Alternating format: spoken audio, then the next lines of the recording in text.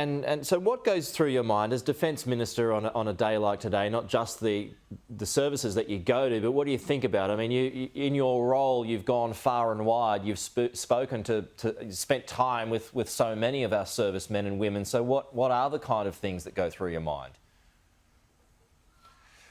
Well, I think organically, in a way, over the past few decades, Anzac Day has become the most important day in our nation's calendar, and that's appropriate.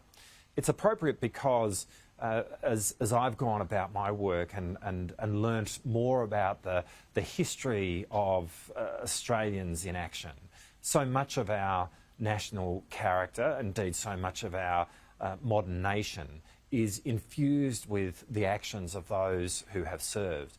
And then when I think about those who serve today, you know, I feel deeply privileged to be able to spend so much time with people who have made the extraordinary decision to give their life to service. Yeah. And you really do feel it. Like when you go and sit around the table of a group of infantry or any of the trades and skills and services that occur within the Australian Defence Force, there is something very unique and particular about everyone around that table that whilst they have a whole lot of differences, one thing they've done the same is they have made the decision to serve our nation and to do so in a way where they are willing to give all. And that is palpable, and that is really at the heart of what Australia is, and I feel that very intensely on this day. I get goosebumps when you talk about that, actually. I mean, most of us have in one way or another had a family member, excuse me, either represent the armed forces, whether it be 1, 2, 3 generations ago. But looking to the future, and I know you got to go, Minister, you're a busy man, just a question on the next generation, because there was this poll that came out a couple of days ago. And when it comes to Gen Z, it says 1 in 3 say they don't feel much towards Anzac Day, and 1 in 6 say they wouldn't fight if asked. If that's a true reflection, how troubling is that for you, and how do you get more people to sign up for the ADF, because numbers just aren't there, right?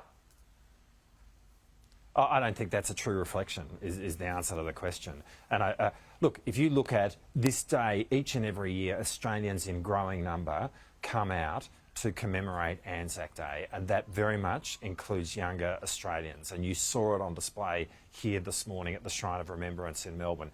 If you look at the numbers of people who have applied to join the Defence Force in the last 12 months, it's the biggest number that we've had in 20 years. It's just not right to say that young people have that view. I actually think there is a real sense of service to our country, and I think there is an understanding about the significance of the role that the Defence Force has played in our history, the role that it absolutely plays in contemporary Australia today, and the opportunities that come with being able to have a career but also a life of service in the Australian Defence Force. And I actually feel very optimistic about the future and about young people's engagement in that future. Yeah, and as we see, so many going on to join politics as well. Some of your colleagues have done so. Richard Marles, appreciate your time on a busy morning. Thank you.